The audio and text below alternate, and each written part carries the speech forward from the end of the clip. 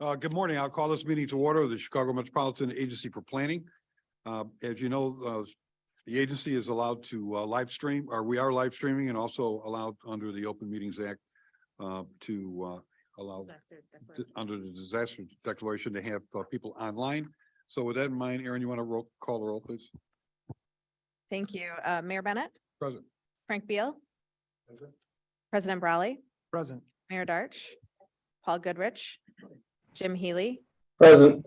Tina Edemudia, Present. Mayor Noak, President Reinbold, Mayor Rotering, Here. Carolyn Schofield, Present. Ann Sheehan, Here. Matt Walsh, Present. Diane Williams. I don't know if I called Stephen Schaefer, Leanne Redden, Present. and Dr. Kouros Mahammadian. The general is a quorum, and before you are the minutes of our October 12th meeting. Aaron, you want to call this approval event or call the roll on it? Yes, can I have a motion? I'm sorry, a and motion? A second? Rotering moved. Walsh second. Well, second, you can call the roll now. Mayor Bennett, Actually, I abstain. Frank Beal, Yeah. President Brawley, Yes. Mayor Darch, Paul Goodrich, Jim Healy, Yes. Tina Edemudia, Yes. Mayor Noak, President Reinbold, Yes. Mayor Rotering, Yes. Stephen Schaefer, Carolyn Schofield, Yes. Ann Sheehan, Yes. Matt Walsh. Yes. Diane Williams. And the motion carries. First, I want to thank Carolyn for filling in for me last month, an unusual absence on my part, but COVID finally overcame me after 2 years. Carolyn, thank you for doing that. And we move on to the executive director's report. Aaron? Thanks so much. I just wanted to share a couple tidbits. I recently attended the American Association of Metropolitan Planning Organizations, Councils, and the National Association of Regional Councils Conference, which was a great opportunity to engage with our peers from across the region and hear what they're working on. There were lots of topics covered at both conferences, including organizational structure, innovative best practices, and new developments in technology and modeling. I was able to connect with a number of my peers personally, and I think the biggest takeaways from both of those conferences is that many organizations like ours are grappling with big, hairy issues, what to do with our travel demand modeling, what's sticking in terms of remote work, what's the land use sort of needs and concerns we should be thinking about. But also focused on equity and measuring the impact of our investments through that lens as well, and thinking about how transportation really is strongly tied to our regional economy and climate. So it's clear that it will continue to take partnerships, strong partnerships for us to overcome these challenges. But again, some invaluable lessons learned, and had some staff alongside me too, and bringing some of those insights and innovations back here to the agency. Moving on to some updates on our work and what's going on with our agenda today. I am excited to announce that we received 64 applicants from 55 different organizations as part of our annual call for LTA projects.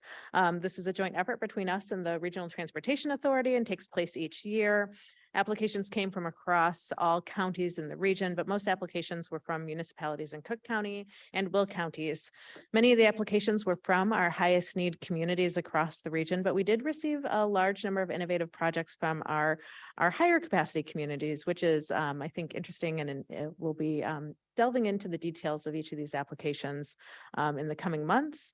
We did receive the greatest number of applications for bicycle and pedestrian plans, followed by pavement management plans and grant readiness support from communities. As I shared at previous meetings this fall, CMAP submitted a major joint application to improve travel safety across our region. We're calling this the STAR program as part of the Safe Streets and Roads for All funding. We proposed a comprehensive regional program called Safe Travel for All. It will provide technical assistance to our county partners to develop county-wide safety action plans, and then sort of cascading down from that, our municipalities will then be eligible for continued support and funding that will be part of the federal grant programs that will be available every year for the next 4 years of the transportation bill. So over the next few months, we're working on intergovernmental agreements with all of our counties for this program, and hopefully we'll have positive news this winter on the grant application. It's about $5 million. This summer, we completed the regional greenhouse gas inventory for the region. It was something we do every 4 years. We typically do the region and then we do the counties. This year specifically, we were able to go ahead and go in and do all 284 municipalities and develop individualized greenhouse gas emissions inventories for each community. It sets a baseline, but also, as we talked about at coordinating committee this morning, that it really is sort of one of the things we want to do is be able to use these as tools with your communities to help talk about what we need to be doing to reduce greenhouse gas emissions. Again, we have strong targets in our Onto 2050 plan about greenhouse gas reduction, but we are nowhere near making the impact that we need in order to reach the 2005 levels by 2050. So it is really going to take all of us working together. We'll also be working on a region-wide GHG mitigation plan as well. And we will continue to talk with you about your level of support and commitment and what we can be doing collectively to reduce our emissions, and how a regional plan or regional tactics might help support all of our communities in continuing to advance the reduction of greenhouse gases, especially as we think about our freight sector and our environmental justice communities across our region. A couple other things that I wanted to touch on here this morning are the infrastructure convenings we've been having with all of our major stakeholders across the region. A lot of the new funds in the infrastructure bill are competitive. We continue to convene our stakeholders and implementers on the best projects across our region. We're winnowing that list down and working to put forth a collaborative consensus agenda on what we want to pursue as a region for IIJA funding. So we will be bringing that to you at a later meeting, but have had positive conversations with folks, and we'll have sort of a strong multimodal suite of projects that that our region we think will be best competitive for those infrastructure dollars. So on your agenda today, we will hear from our intergovernmental affairs team presenting on the agency's draft federal and state advocacy agendas for the upcoming sessions of Congress and the General Assembly beginning in 2023. We did just have a general election last night, and I was talking with many of you about the results and outcomes here. We will continue to monitor the outcomes and really use that to develop a plan to engage with our new legislators across the region, educate them about CMAP, our work, and the resources that we have available to them. So if you have relationships with newly elected officials that we should be in touch with, please don't hesitate to reach out. We're happy to schedule those meetings jointly. And then, as discussed at the joint MPO meeting, CMAP is standing up a team to develop a regional transit report that was required by the state legislature in 2024. We've chosen a name, the Plan of Action for Regional Transit, or PART. We have an update from the team today about that progress, but I want to share with you that I've been making some calls to chairs and committee members to ask them to be engaged in the working group that's required by the legislation. And then I hope to be able to announce those names with you in the coming weeks. We've got a lot of work to do, but we're excited to do this in partnership with our regional transit authority as well. And then I am pleased to announce that we received a $70,000 grant from the Chicago Community Trust to help support the transit plan.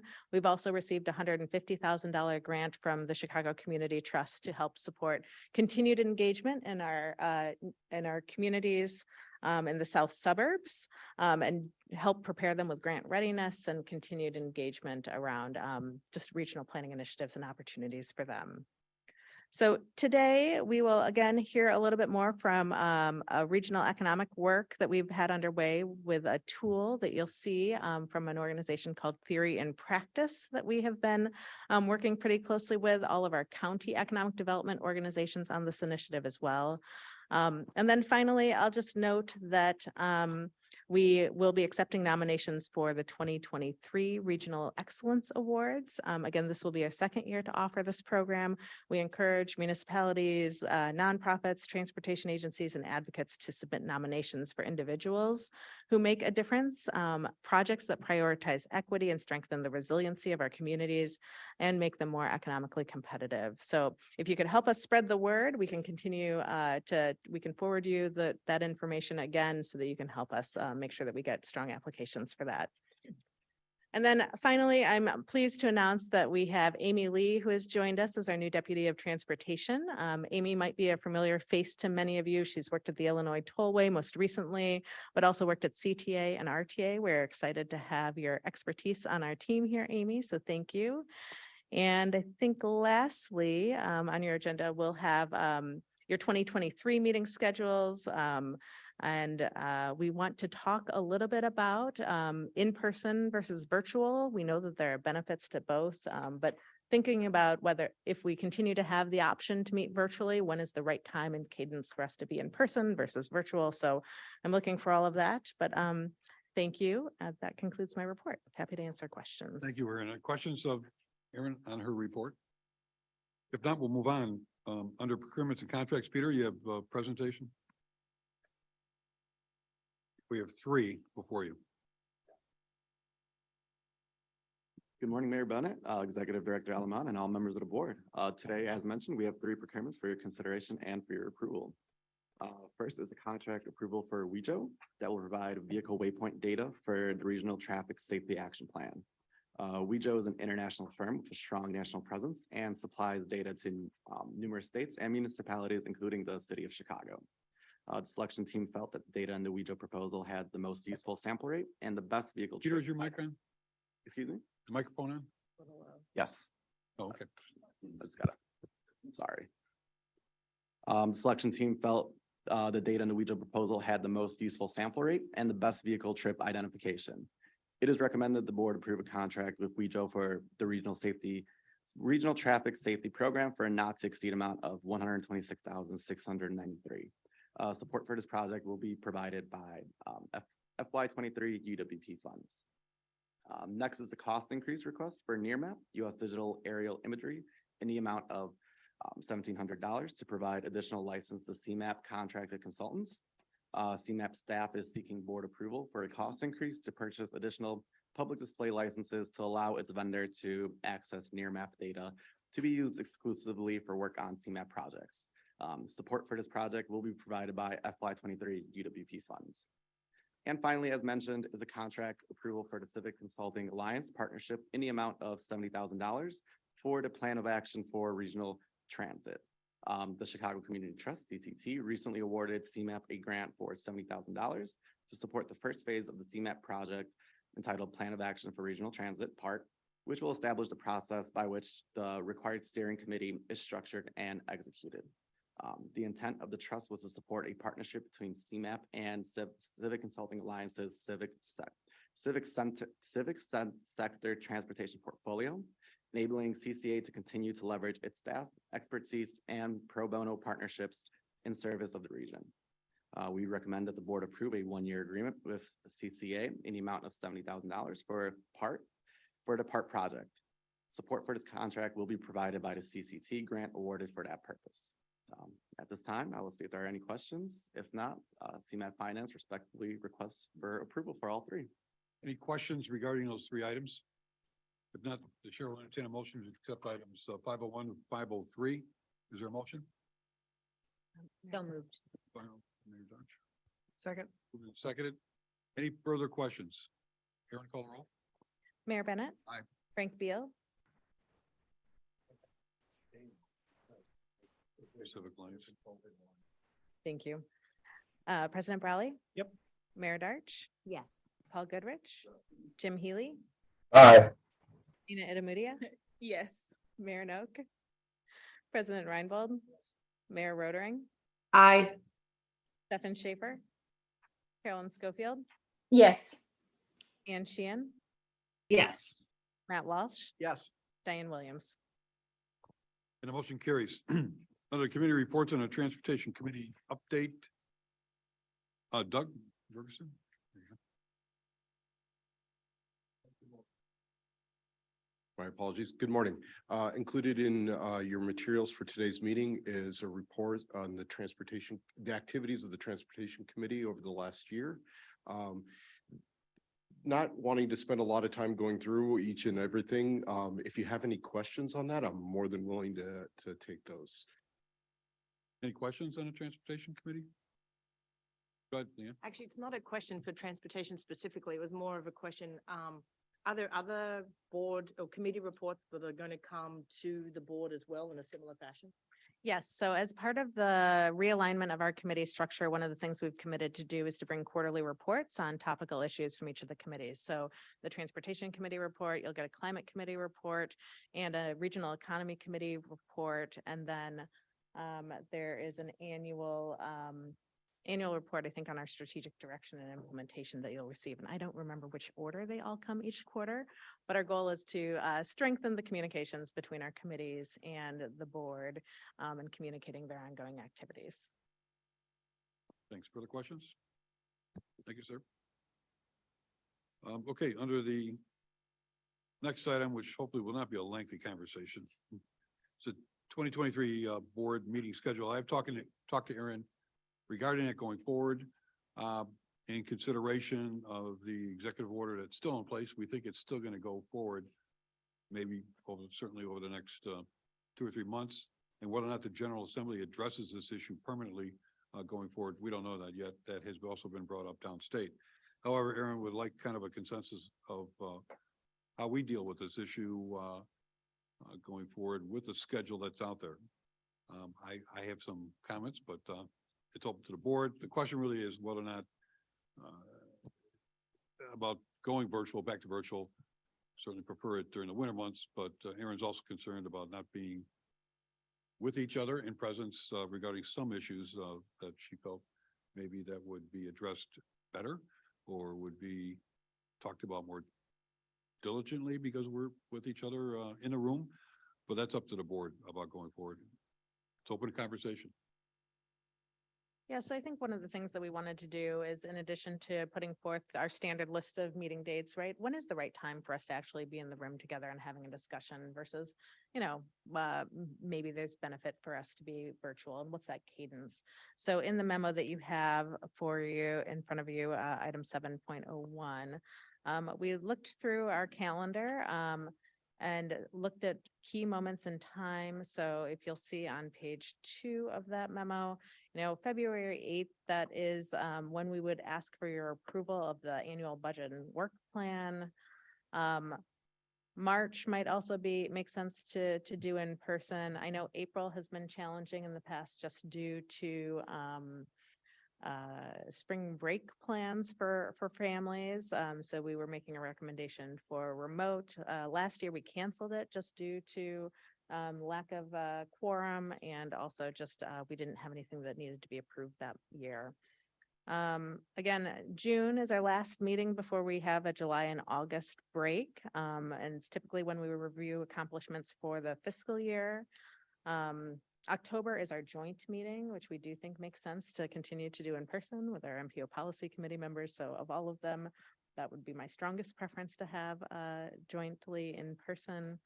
Again, November, there might be an opportunity for us to take action on the General Assembly report and hear more about that. Again, December tends to be optional for our board. So again, we sort of put forth what we thought was our best guess as to what might make the most sense for us to discuss and have those in-person meetings. But again, want to hear from you. Should we be allowed to continue our virtual options? Again, the only comment I'll make is, for example, today, I mean, we almost did not even have a quorum. And for all of us to come down here and not for that to take place would be quite disappointing to turn around and go back home. I say that in the fact of who's online virtually versus who's here. And I guess my concern is taking a chance going forward of attempting to try to get at least 8 people down here at a minimum. And those who may choose to, as long as it's available, to go virtual, they're going to take it. So I just think going forward that certainly for sure the 2 dates in June and October are absolutely, we need to be here.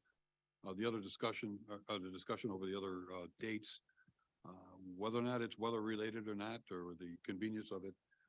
I'm just concerned that if we attempted to continue down here, at least over the next couple of months, we may not have, the available quorum here. And I hate to disappoint those who have come down here, and certainly in all deference to those who are on virtually.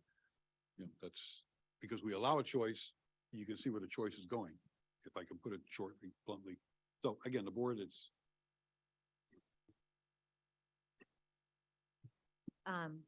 So February is the next one where we actually be present. Well, Aaron's recommending that because it's a budget consideration. What, again, whether that discussion can fully be developed and take place online, again, it's up to the board whether or not we Right. still were capable of doing it or having to come down here.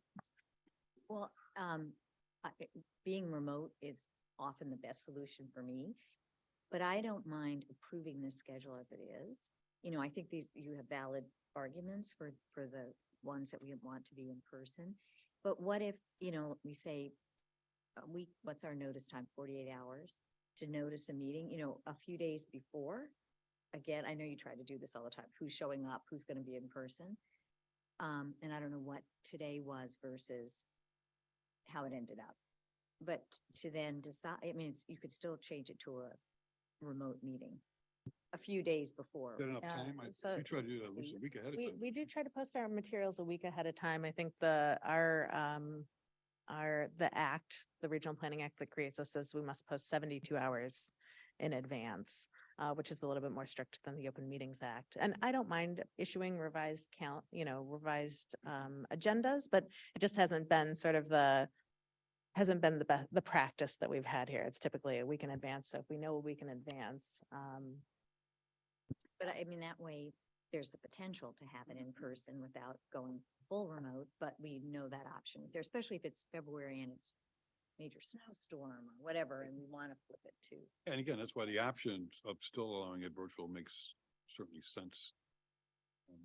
Whether you want to do this on a month by month basis, to wait to see if Aaron, is able to capture a quorum down here, or at least a physical presence of 8 people down here, that actually is really going to be driven by the members. So maybe not putting you on the spot now to say, well, I want to go one way or the other, unless Mayor, we just take it up as each month, regardless of the agenda or the issue. We may have no choice except to do virtual and certain months. I certainly understand for sure that June and October are pretty important, critical meetings that we probably should be here. Certainly the October one for sure. Mayor or Roderick, I'm sorry, I can't see your hand from here, but That's okay. Thank you for the opportunity to speak. And so just to be clear, those of us who are joining remotely are included in the quorum, yes? that's correct. You are, but we I do mean, have to have a. I figured that's how it was. I'll just share that, given the current construction situation for us, for me to attend is a 5-hour chunk of the day. And certainly want to, continue to participate, but that's a lot of time. I don't think there's the flexibility to make that call one way or the other within 72 hours, given the rest of the schedule for each day. So if we could kind of firm this up one way or the other, I think that's important. I think it's kind of hard to make a 3-day in advance call. If we're planning to be remote or if we're planning to be in person, that will be scheduled around either that 5 hours or the 90+ minutes that each meeting takes. Thanks. Thanks for the consideration. Mayor, and again, I agree too. It was suggested by Mayor Darch regarding that, but I think what will happen, as happened in the past, is unfortunately 24 hours ahead of time or 72 hours, somebody will call and say, look, I can't get down there physically. I'm going to have to do it remote. So that if we all said, fine, we're going to go with your schedule, but things, as we've seen, things change. People at the last minute, maybe sometimes I can't do it. Mayor, I think you and I are in agreement. I'm supportive of more remote meetings for that reason. Okay. Other So I'm comments? going to take a different approach on this and just post a comment to the group and then a wild question that I just don't know the answer to. I've served on this committee for 5 years now, and I still feel like I'm one of the newbies. The conversations that we had here pre-pandemic were far better than the conversations we had during the pandemic on remote meetings. I guess it just goes back to the goal of this. If the goal here is for us to approve, our spending and go on with our days, then we can do that remote all day.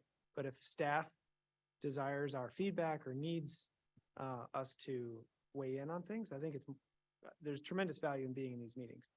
The one question I had is this 4/5 requirement the state put on us, right? Correct. Does any other organization operate under that strict of a guideline? And I know getting that changed is excessive, but today our issue was not a physical quorum. It was a quorum remote and here, right? If we call a Yes. meeting in person, then we must have at least a simple majority, correct? A simple majority have. in person, which we have, right? But then to move things forward. So you're right. One of the things that is a challenge for me is, and you'll see on the next agenda item, is that we are asking for authority to delegate contract approval to the executive committee, which is 6 members, 2 from Chicago, 2 from Cook, and 2 from the collar counties, right? So that helps keep the contracts moving and the business of the agency moving. So we do think that there are some opportunities maybe for us to solve for that in a revision of our bylaws, which I would like to bring to the committee. But I do think that the conversation and the partnership of what our regional needs are, the conversations have been better in person. And I'll also just note too, is that if the Open Meetings Act is not adjusted and the disaster declaration goes away and back to in person, we have no choice but to require and mandate the in-person, And 4/5 what are those majority. requirements? Because back then, we still had people remote. You could, if you had a physical quorum, you could have people on phone. So No physical different than your, 4/5. no different than your city council, Got as it. long as, there's a legit reason why they're calling. But as long as, right, you had a quorum. And the state authorizing legislation for the agency does say that we must meet quarterly at minimum, right? And so typically we've met about 9 times a year since the inception of the agency, 2 months in the summer off and December generally off as needed. That was the craziest thing we dealt with from day one, with the General Assembly putting that kind of restriction on us. Like, they're all nervous about whether the region could come together, which we have with this agency, as to maybe a power play from one region, versus the other.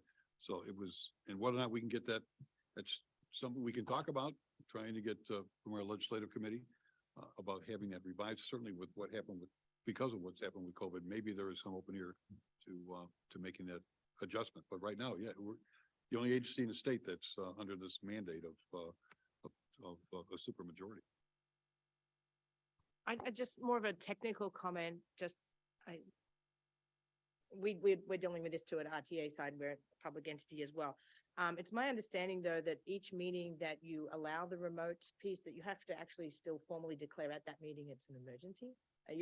You're invoking the emergency Right. status. Which we do. We do, okay. So I just want to make sure, because I don't want anyone to kind of just to go down that path with that flexibility and then get in trouble with Open Meetings Act or something like that. So that was just I mean, I think my intention is really if we could set a predictable schedule and we are allowed to have remote meeting options, that the predictability could be helpful to the board members to knowing when, I think as Mayor Rodering said, you need to schedule 90 minutes or you need to schedule in the travel time, which is incredibly unpredictable. And recognizing that you all have other responsibilities besides CMAP's board, trying to find a healthy balance here. May I say, even if we are remote, it's not stopping anybody from speaking up, and maybe we should encourage more conversation if staff feels that maybe that conversation isn't really universal or enough.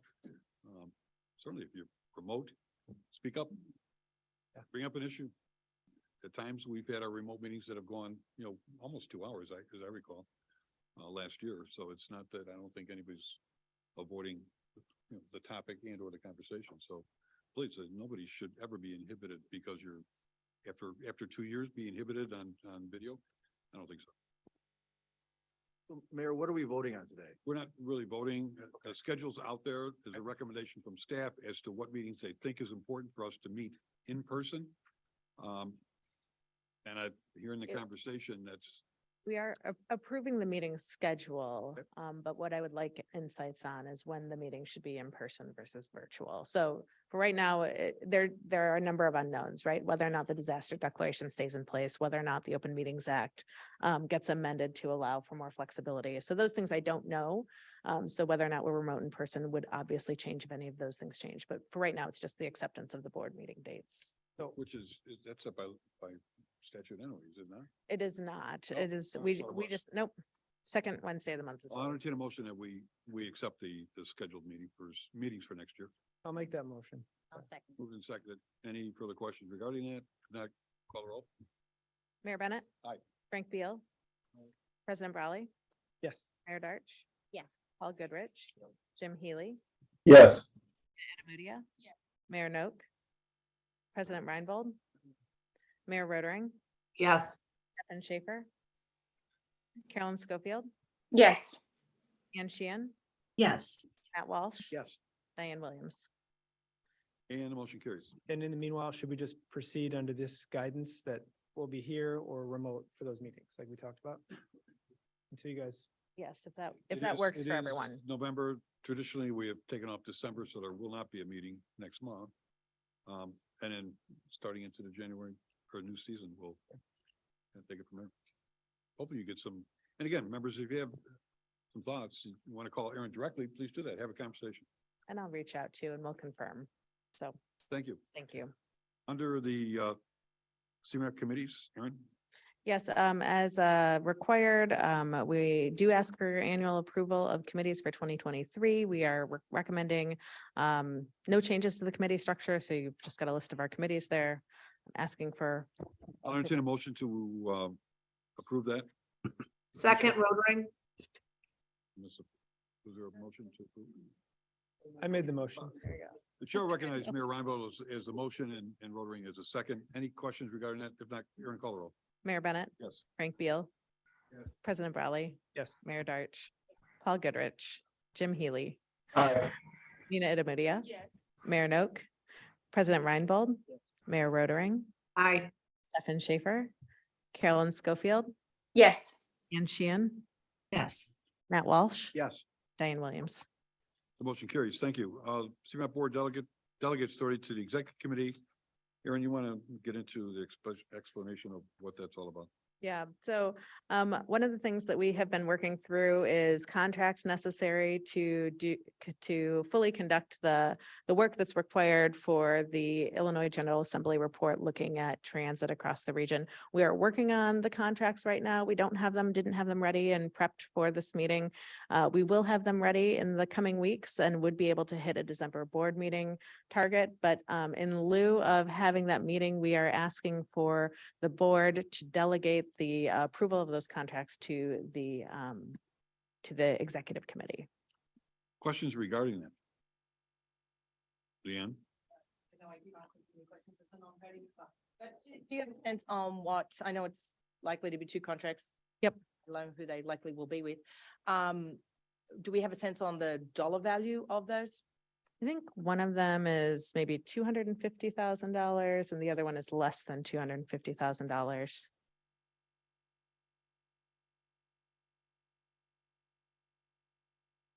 And this is just for this instance or going forward? It is just for this instance. So the approval authority would just be delegated at this point in time. But as I mentioned, there might be times where the board would want to discuss amending the bylaws to help support the continued conduction of business And of the agency. would we retroactively approve those at this board meeting in January or where will we see those, I guess? I'm going to ask Amy really quickly on the specifics for that. Budget. Good morning. Any approval and authority that the board has, it can delegate to one of its subgroups. So for this particular instance, if you choose not to have a December meeting, then we're recommending for this particular set of contracts that you delegate the authority to the executive committee. Now, the executive committee is always bringing a report to you to say, here's what we approved at our executive committee. So you'll see it in January, but you don't technically have to take any additional action on it. They'll inform you, these are the two contracts or whatever it is that were approved at their December meeting. Do they hold a public meeting on it Yes, they do. in person or? They can do either just as you can. Cool. I'm asking too many No, questions. those are good questions. That's why we're here. Further questions? Aaron, call. Yeah, motion? Was there a motion originally on this? No. No. I'm sorry. Yeah. Yeah. Moved by Frank Beal. Was there a second? Second by Mayor Brody. Call roll. Mayor Bennett? Aye. Frank Beal? President Brawley? Yes. Mayor Darch? Paul Goodrich? Jim Healy? Aye. Nina Itamudia? Mayor Noak? President Reinbold? Mayor Rotering? Aye. Stefan Schaefer? Carolyn Schofield? Yes. Ann Sheehan, Yes. Matt Walsh, Yes. Diane Williams. Motion carries. And the motion carries. Under item 8 on informational items, 801 is inclusive economic assessment, a new tool on the occupational quality and access. Tony? Oh, here. Good morning, everybody. Let me see if I can make this go up. Nope, that's okay. Can you hear me? Yes. I'm tall. Okay. Tony Mantle, Principal in the Planning Division at CMAP, here. Nice to see everybody again. I wanted to give a little framework and a background about one of the projects that we're working on right now. Over the last few years, CMAP has been working with the county board chairs, the city of Chicago, county economic development organizations. If you hear me say EDO, that means Economic Development Organization. I'm a planner. I use acronyms. Apologies in advance. Some local economic development folks as well and related partners around a discussion on how to strengthen the regional economy coming out of the pandemic. This initiative included both a framework and a governance structure for future collaboration, as well as new data. We are CMAP, we love our data, and actionable strategies for some sort of joint collaboration effort around regional economic competitiveness. One piece of this approach is a recently completed project with TIP Strategies, as Aaron referred to earlier. They're a national economic development firm, and they helped us assess the region's major economic opportunities. And so the goal of this project was to create an actionable set of strategies or a toolkit, a menu, a playlist or playbook, if you will, of strategies that support inclusive economic growth in the region. And how can we all work together on this as we move forward from the pandemic? So the consulting team did prepare a brief video. It's about 6.5 minutes to talk through the project and a really innovative job access and quality tool that they created that not only our regional and local partners can use, but that CMAP will use as well moving forward here as we assess new opportunities in the region. So I think with that, I'll ask to play the video and then I'll have a few questions and some discussion for you all. Thank you. Hi, I'm Jenta Goins, a senior consultant with TIP Strategies. I'm the project manager for our work with CMAP on the inclusive growth analysis, along with Jeff Marcel, a senior partner at our firm. Today, we will take you guys through a very high level look at the work that we put into this effort, some of our data analysis, the proprietary data tool that we created for CMAP, and just a little snippet of the recommendations that are included in our report. I'd like to start by sharing my screen with you and share the project goals. So what we were really trying to do was create an actionable strategy for inclusive economic growth that supports a more sustainable and resilient region post-COVID-19. We grounded our work in national trends. I'm just going to share two of those with you here today. One is looking at unemployment versus the number of job openings. And what we can see here is the red line for job openings shows about 2 times as many unfilled jobs as unemployed folks to fill those jobs. And so what we really see here is an opportunity to plug more people into the workforce. In the second slide, we look at job growth by wage tier. This is indexed to 2007, just to give us an example of how patterns have changed both through the Great Recession and through the COVID-19 pandemic. And some of the big takeaways are: 1, the growth rate for high wage jobs is much greater than low or middle wage jobs. Low wage jobs experienced the greatest slowdown in growth during the COVID-19 pandemic, and middle wage jobs have actually never recovered in their growth rate from that Great Recession. What we really see here is kind of a hollowing out of the middle wage jobs and middle class, a theme that I think we've all heard quite a bit about. So in addition to these national trends, we also took a look at local data and created what I mentioned earlier, the occupational accessibility tool. What that provides are several things. One is an overview of key industries. You can search by region or by county. Here I happen to choose Kane County traded clusters, being able to see what are the largest traded clusters, what is the employment number, what's the employment growth, what's the LQ, and then we can compare that to the region, to other counties, et cetera. We also have the ability to look at specific industry clusters in depth. What this chart shows you are the clusters within transportation and logistics. We're able to look at the employed residents by quadrant. So whether or not these jobs within a cluster are considered high quality or high accessibility. And then we can also see what occupations are within a cluster. How many people are employed, what are the hourly earnings, and this kind of information can really drive industry and workforce program decisions. The tool also allows us to view occupations in this quadrant form. When you look at the tool online and you hover over these bubbles, you can get information for the occupations in specific areas of the quadrant. So if you're very interested in, for example, looking at jobs that are high quality but lower access. That might be a way of identifying good opportunities, but building bridges to those jobs for folks if accessibility is currently a block. Or if you're looking at jobs that are high quality, high accessibility, how can we continue to grow those?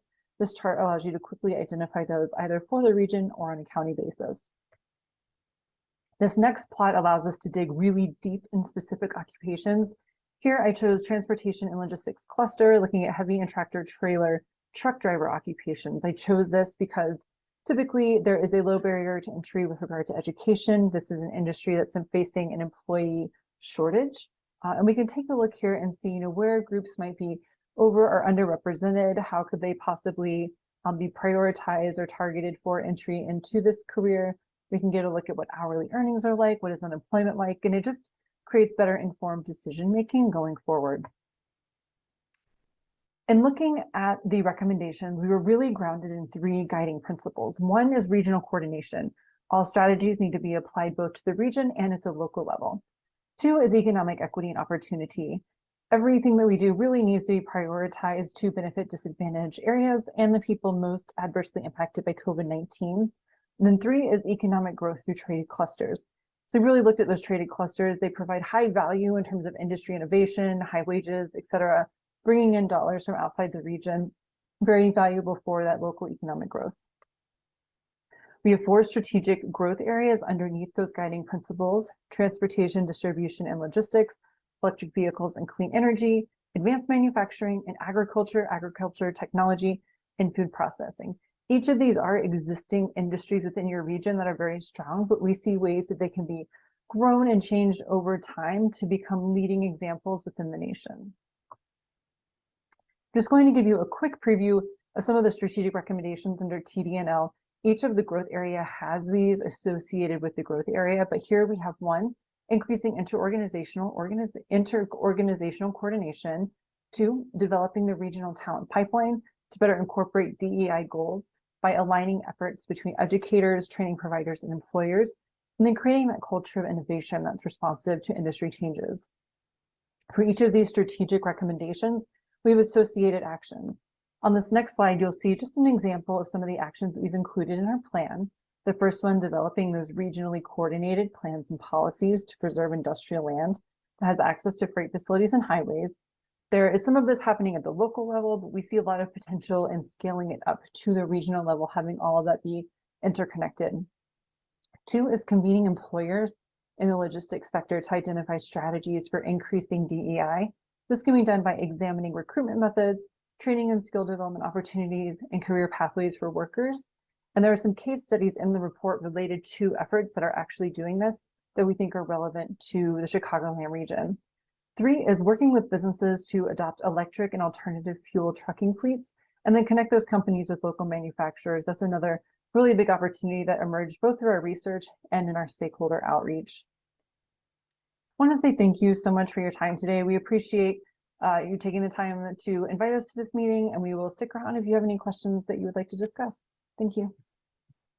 So I believe Jen, Todd Goins, and Jeff Marcel are both on Zoom right now. If you do have any questions for the consultants, but the last thing I'd like to say about this too is you can tell the theme here is regional collaboration, regional efforts. This was also done at the same time as the work with the Brookings Institution was done that you heard about at the September meeting, but working with the county board chairs and civic and private leaders throughout the region to, again, come up with an action plan for how we can move forward together as a region.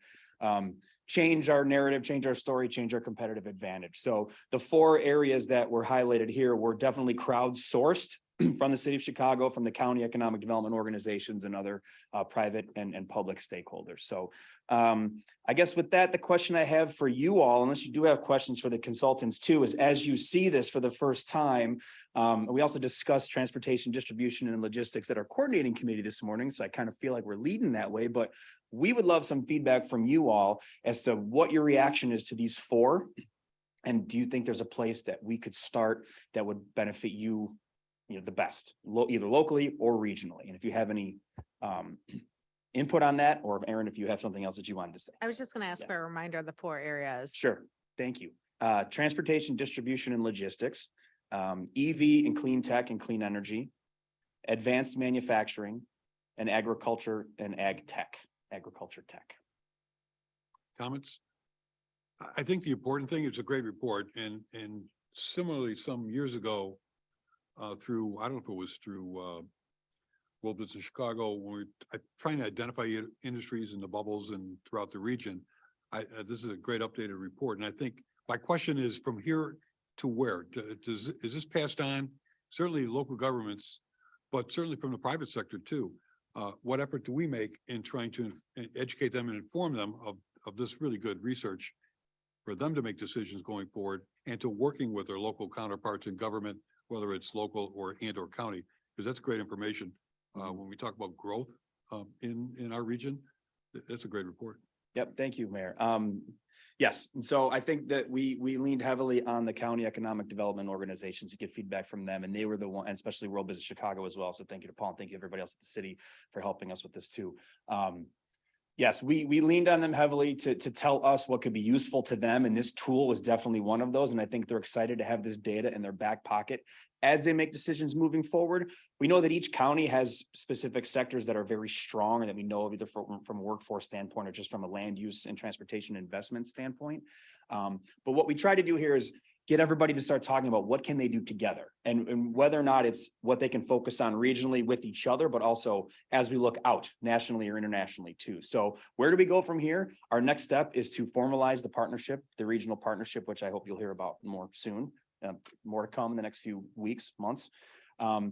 And then decide from there as a group, as they continue to meet, what is most important to them. And there are market factors that come into play there, of course, and then what is interesting and interested to everybody there too. So I hope that kind of answers your question, but where we go from here is getting down and drilling down even further to the, Yep. to the sub regions that I'm sure each of the conferences or the sub areas, have pockets of industrial development. Sure. Or existing industrial areas, and getting that information to them, to those sub-regions, I think is the most important. A lot of times, I should say a lot of times, it can get lost. It can get lost in the big picture of a lot of information out there, but this stuff is pretty substantial and specific.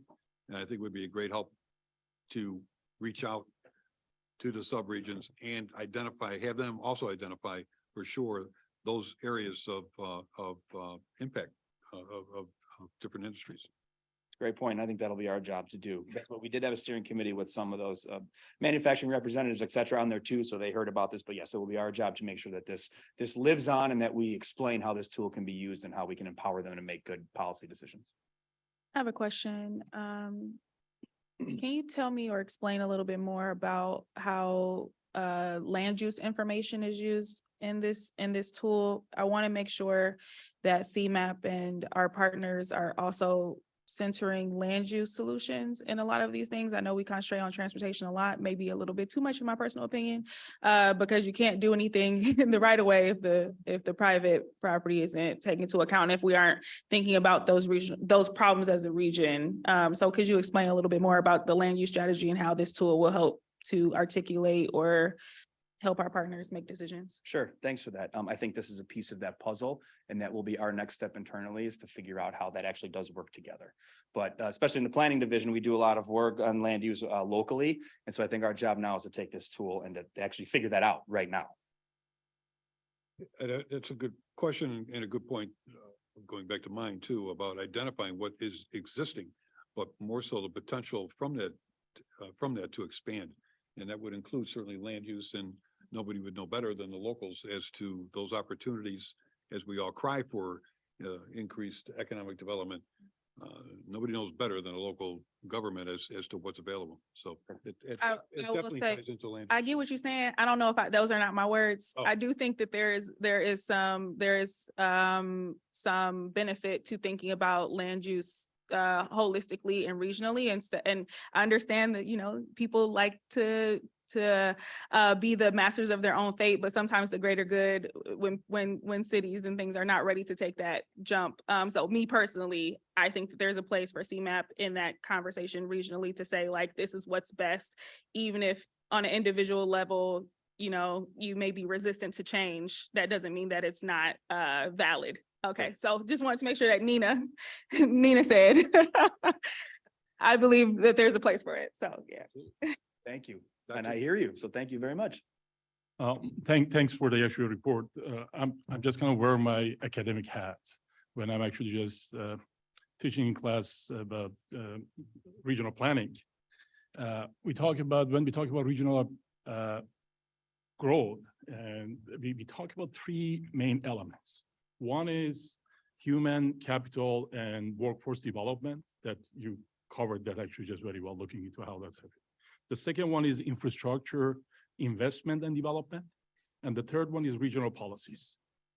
The study that I saw was mainly focused actually on the human development and workforce development and 4 areas of the investment that you mentioned. Last meeting here, the board actually approved a large actual investment for the next 20-something years to 2050 with huge actually just investment on capital development. I'm hoping that actually this consultant and actually your committee looks into the linking those investment to the infrastructure that's basically planned and whether it need to be actually just realigned in order to, and the trend we have on human and workforce development to come up with suggestion for regional policies. That's a third pillar of actually just this regional development. That's I'm hoping that this board can be actually leading toward that direction. It absolutely will. So thank you for that. Yes. Sorry, Tony, I'm going to put my planner hat on. I think especially at this group, Jerry just gives me a look like, really? We talk about solving 2 key problems in this group a lot, and that's economic development and transportation. And to sort of double down on what Nina said, I think land use is that means to the end. And if we don't get that piece right, we can throw all the money in the world we want at economic development and transportation fixes, but they're not going to fix anything if we aren't coupling those things. And it's a different, I'm not just saying think about it holistically in terms of the region from a land use perspective, but thinking about how the land use, I think, is largely a key driver, if not the key solution in solving a lot of our economic development and our land use, our transportation problems. So, you know, my spiel. I agree, but thank you.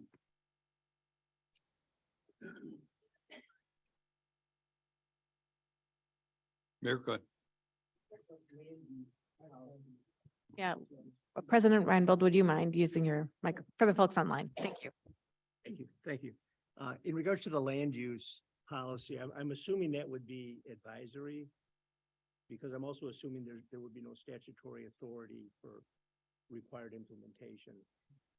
I'm reluctant to have a regional land use policy that may be in conflict with the municipality's vision for that land use. So I just wanted to flag that as a potential. Yeah, I think this agency from day one was questioned about authority over land, and we have never got into even a suggestion that we would ever even do that. But the point of all these reports, all these studies are to assist and help in land use as it exists today in regions, counties, sub-regions, et cetera. This information for them and for us to suggest to them about proper land use. We will never step over that line of dictating what can and can't be used on a piece of property. Yeah, I think there's great value in this, but I can see some potential land use because sometimes the municipality's vision may not be compatible, but I think there's great value in offering it as an advisory tool. If again, I may repeat from the beginning, when we talked about land use and economic development and transportation, I think the point was always that we're here to help and assist in that, not to dictate. And I think the opportunities created again by these studies are to be for a local official to appreciate that and say, we all can't be the same. We all can't have industrial areas in every town and it's not going to work that way, nor is it because of certain master plans have already been in place. But for those who have the opportunity, whether it's in industry or whether it's in the medical field, the health field, whatever cluster we identified years ago that exists in the sub-regions, we want to work with them to build, if that's the direction they want to go with their land use and expanding the existing opportunities. It's not to recreate it. That's been a model from day one that, we can't be everything. But, if an industrial plant is located next door to me, I know that my residents could potentially be hired. So that's how we work with each other. We all can't create the golden goose, but certainly if we think regionally, the opportunities, economic opportunities that are created and or expanded help the neighbor next door. So, and again, because I know your town or my town could never get into the area of, we're pretty much built out, but land use has already been so designated. So we look at other opportunities and we share that. So, Thank you. I'm sorry, Mayor. No, I'll jump in as soon as. Just a couple of thoughts, and we talked about this a little bit this morning.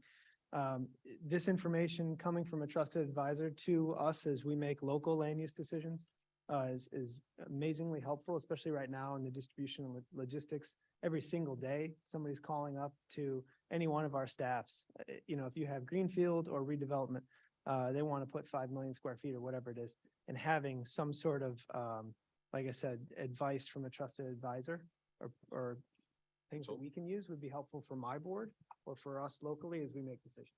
That's great to know. Thank you. And also, I think the key word I'd like to use here is we're here to empower you to make these decisions locally too, and give you the tools that you need and the information that you need to do so. And then be those trusted advisors amongst others to help you as you make those local decisions.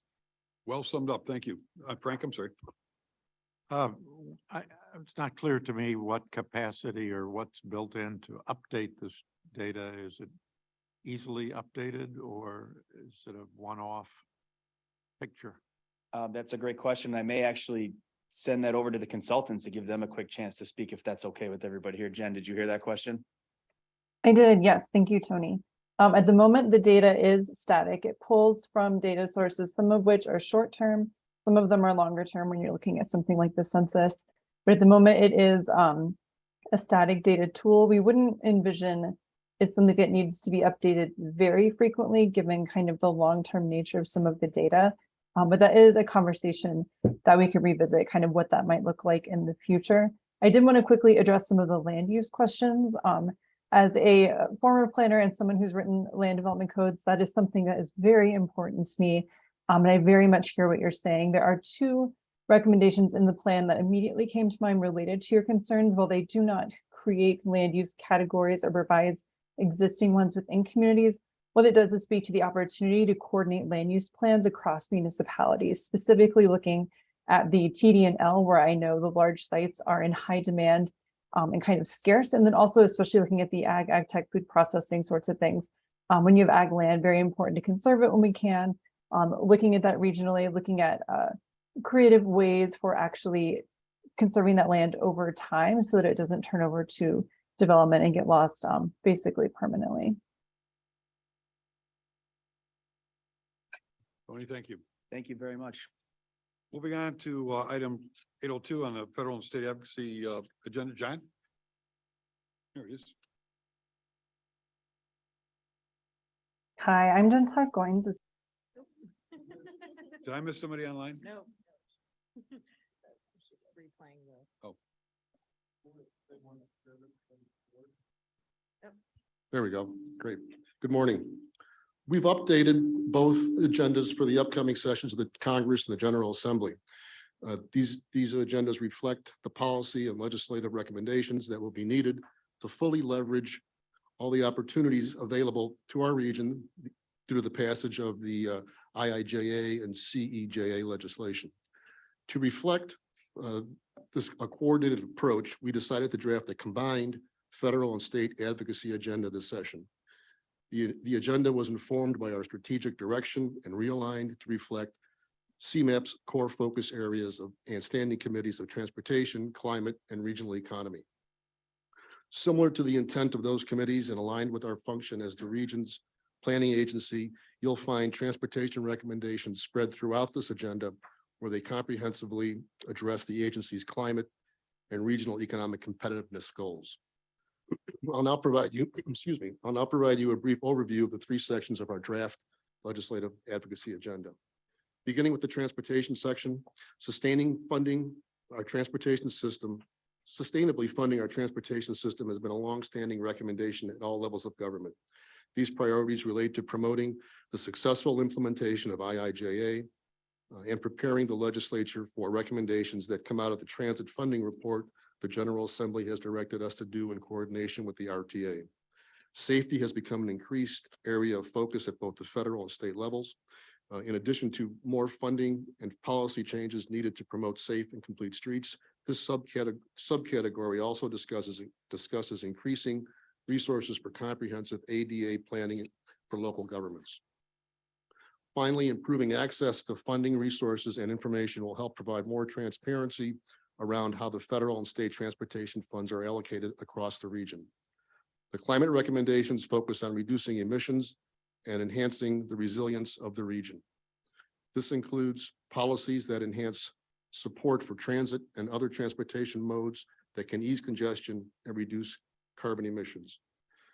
There are also a number of recommendations to enhance funding and regional cooperation around integrated water resources management, so we can expand resources available to communities most harmed by flooding and other water-related challenges.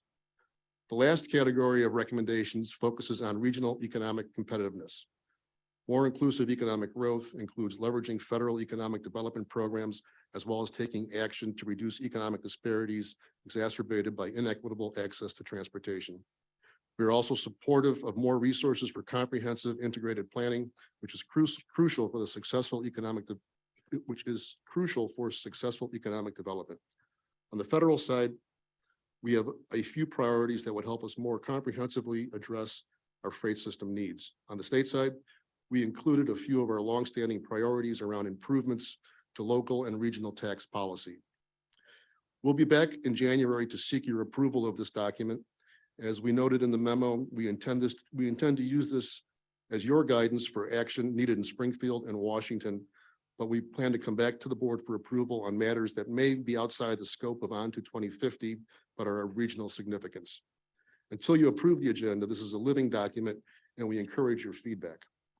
We'll continue to share our draft agenda and identify potential areas of collaboration with other partners as they develop their legislative agendas in the coming months. We recognize this is a lot of content, so we're happy to find the time to talk about anything in here if you have questions. Tim McMahon is on the line and Kasha is here, so feel free to reach out to them or contact us later to go through these issues separately or individually. With that, we're happy to take any questions. Questions or comments regarding the state or federal? Go ahead. Maybe I'll promise this is my last question. And I know Jeremy and our government affairs side of staff are continuing the conversation and working with you. And I noted that well, at least my read of this, I saw the sort of the mention of the transit funding shortfall more under the climate section. I didn't really see that stress of some of those real immediate challenging issues under the transportation kind of header. And so I just want to make sure that it's populated throughout, or, you know. It is populated throughout, and it's everything that we will be addressing will have a perspective from each of the three areas that I talked about. Okay. Yeah, well, I know we'll keep talking as the agendas get refined, et Right. cetera, but Absolutely. thanks. Thank you, John. Thanks. I have a question. Yes, I'm sorry, man. Yeah, I'm full of questions, so you're not the only one. So this is, my first time kind of looking at our legislative agenda. Can you tell me about how this works? So these are general topics, right? The sentences are pretty like general. Do you come back to us with like specific, like if it's like, oh, bid, business improvement districts, hopefully that's something that we can get the state to pass.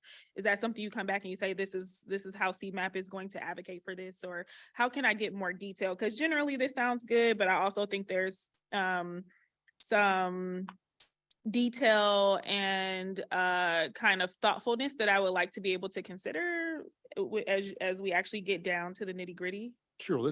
That's why this is still in draft form. These topics are very broad intentionally. As we fine tune them, as we get closer to the convening of the next General Assembly and the next Congress, they'll take on a more concrete appearance. Okay. And we will discuss legislation with anybody and everybody and come back to you with our final legislative agenda in January. Okay. No, I would like to see. Oh, sorry.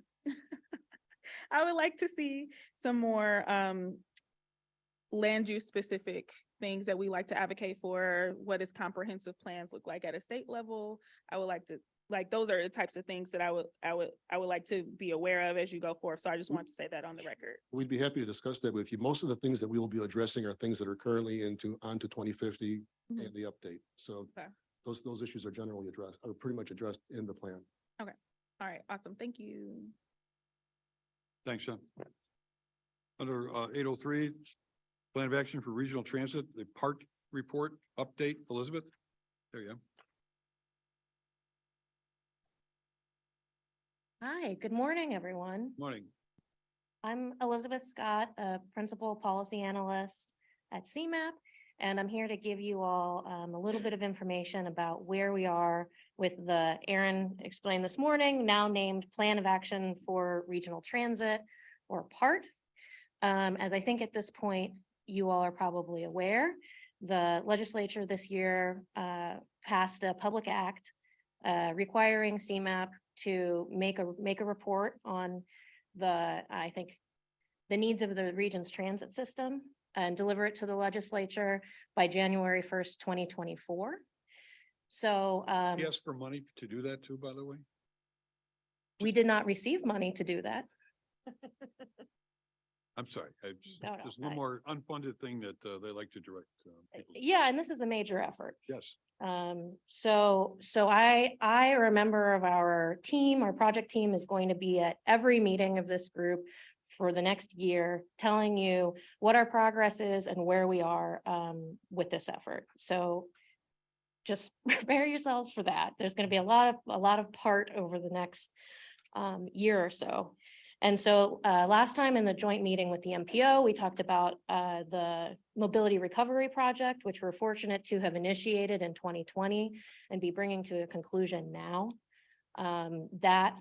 That work, along with Onto 2050, along with the efforts of the RTA, which have been excellent to this point, will help us inform what it is that we need to do going forward. So we have a lot of stuff to draw on, which is great, but we also have a lot to do. So next slide, please.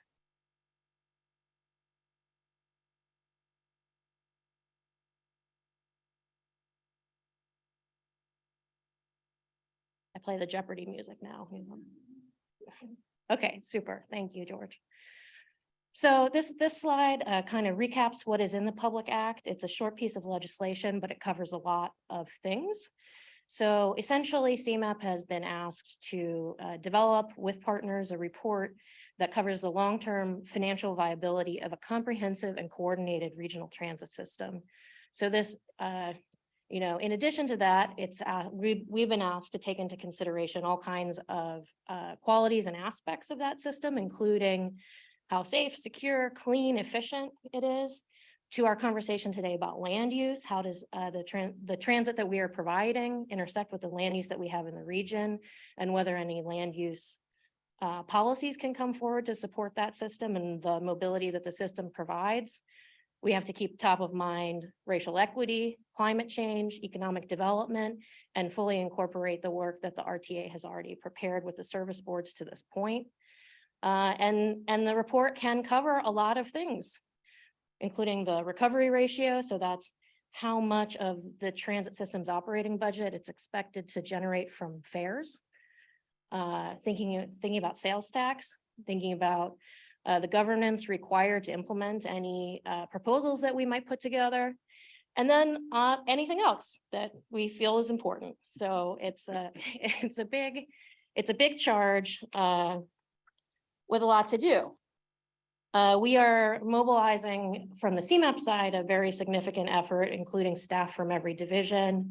We have in scope now more than 4,000 hours of our staff time, along with a couple of consultant contracts that you were talking about earlier today to support the technical work that we need to do as we go along here.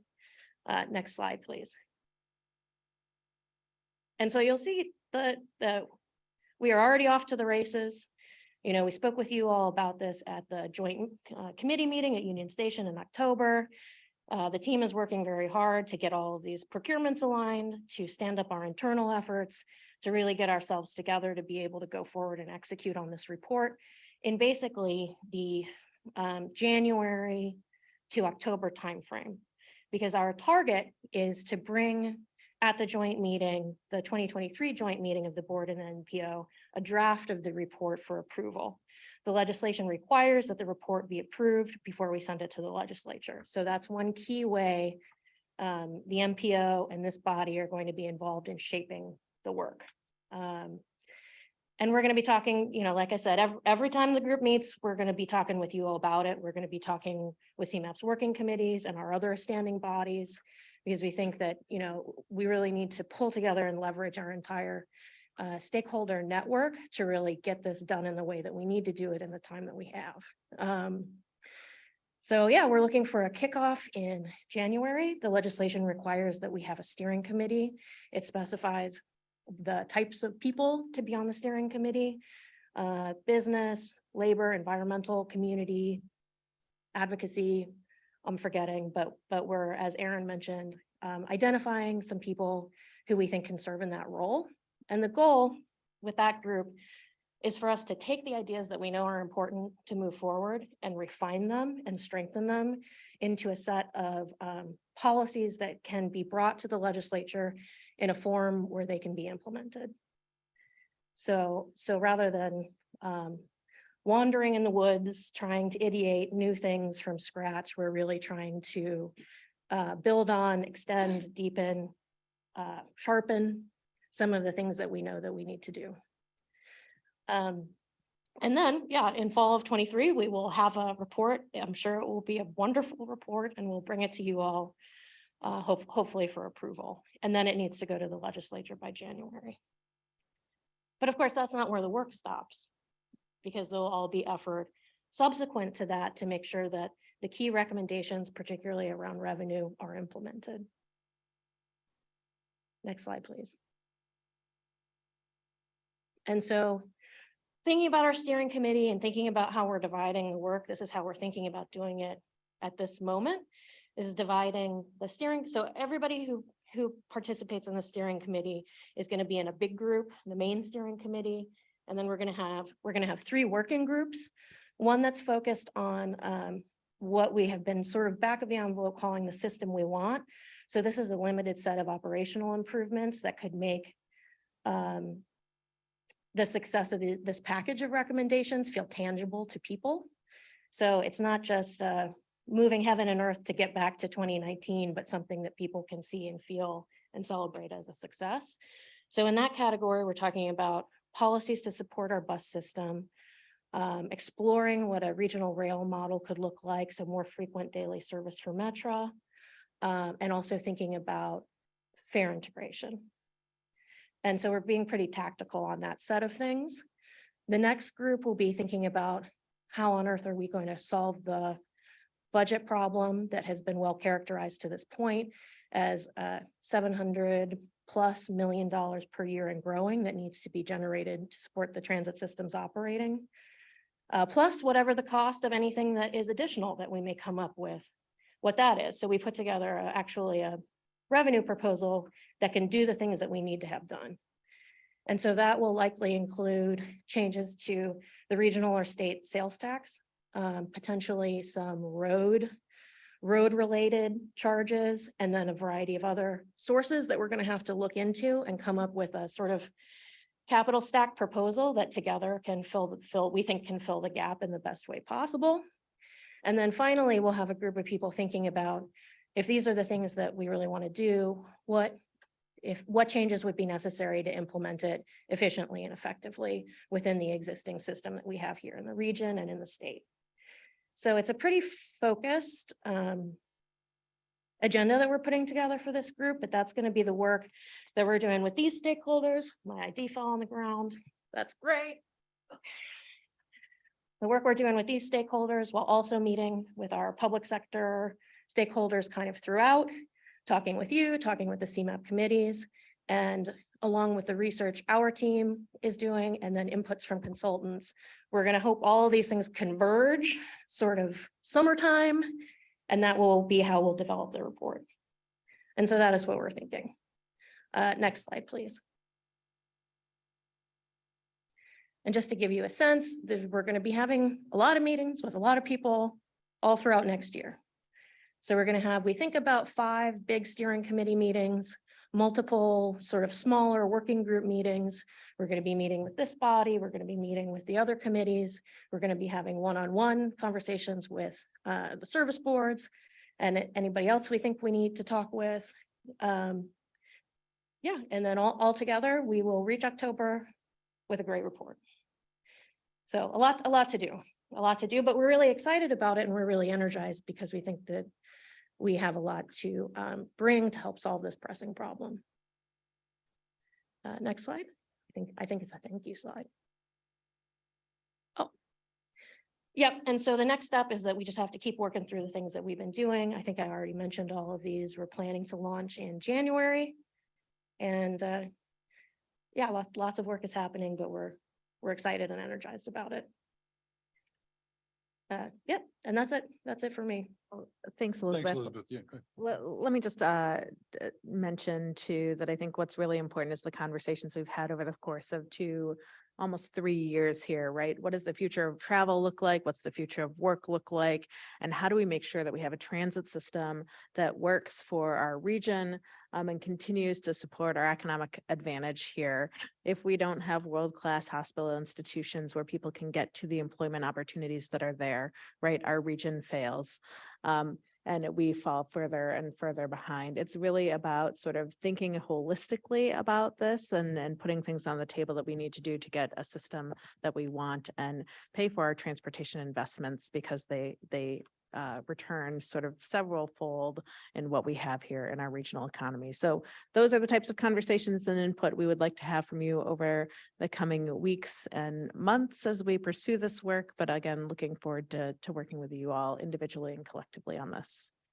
Questions? Comments? Just a quick comment. I'm hoping that in that steering committees, you also try to involve academics in, Chicago region. They have done lots of interesting work on transit system, and you want to actually just see how they're going to be integrated in the rest of the work you're doing. Yeah, we already have some ideas about how to do that. But if you have specific ideas of people we should be connecting with, I think would be very interested to know. I'll be happy to suggest some. Yeah. Yeah, quick question, back on the schedule and the meeting cadence, the legislation requires it be approved by the MPO, and maybe it was just the way it was phrased on that timeline, it said updates to the CMAP board. Is that, are you intending to do updates at the regular MPO meetings as well? Yes, absolutely. Yeah, you won't be able to get rid of us. We're going to be at all the meetings for the next year. May I ask, how large is the steering board going to be? Less than 30. We want to keep it manageable because we really want to do some intensive work with people. Good luck with it. Yeah, well, we're gonna try. I know the work is done below that, but that's a lot of people. Other Okay. questions, comments? Elizabeth, thank you. We look Thank you. forward to updates. Under other business. Any other business for the board? Public comment? Anybody out there? We did not receive anything in advance. I'm asking the team, no. Any public comment? I hear maybe somebody unmuted themselves. Maybe somebody from Iowa? Yes, yes, it is. It's Garland Armstrong. How you doing? I'm good. How are you?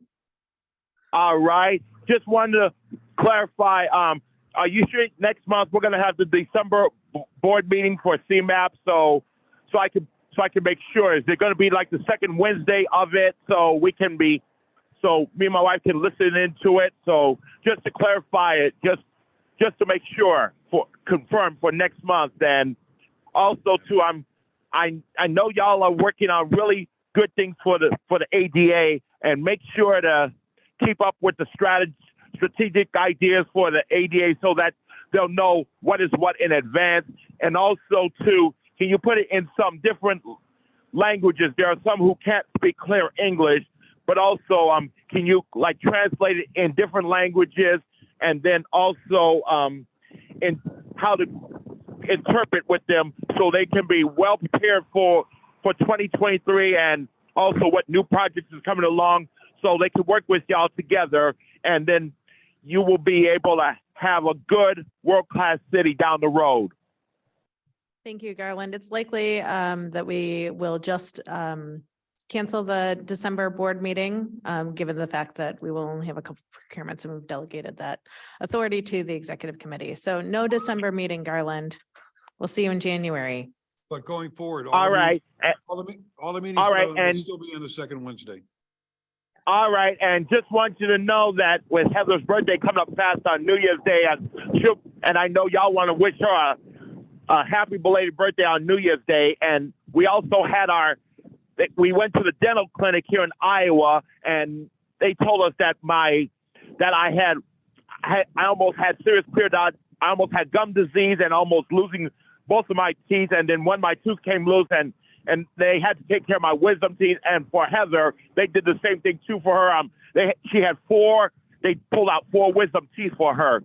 So just want y'all to know about that. And she's home resting right now, recovering. And I'm out going to the dartboard meeting here in Des Moines. So just want y'all to know about it. Thanks, Garland. We hope everybody is going to be well, and we wish her a happy birthday and enjoy the holidays. And you too. You have yourself a happy holiday and a happy new year. Thank you, Garland. All right. Bye-bye. Bye. All right. There will be no meeting in December. We will meet in January, and we'll take it from there as far as Yeah. in person or not. So we'll Yes. see. Other than that, there's no other business for the group. The executive committee will meet immediately afterwards, right around the corner here in the Post Office General's old office. What is that? DuPage room is what it's called. Yes. Yes. Yes, the Postmaster General's office. Thank you all. Also enjoy the holidays. And with that, I'll entertain a motion to adjourn. Moved and seconded. Call the roll, please. Mayor Bennett. Yes. Frank Beal. President Brawley. Yes. Mayor Darch. Paul Goodrich. Jim Healy. Aye. Tina Itamudia. Mayor Noak. President Reinbold. Mayor Rotering. Stefan Schaefer. Carolyn Schofield. Yes. Ann Sheehan. Yes. Matt Walsh. Yes. Diane Williams. Good meeting. The motion carries to adjourn. So, Happy Thanksgiving, everyone. thank you.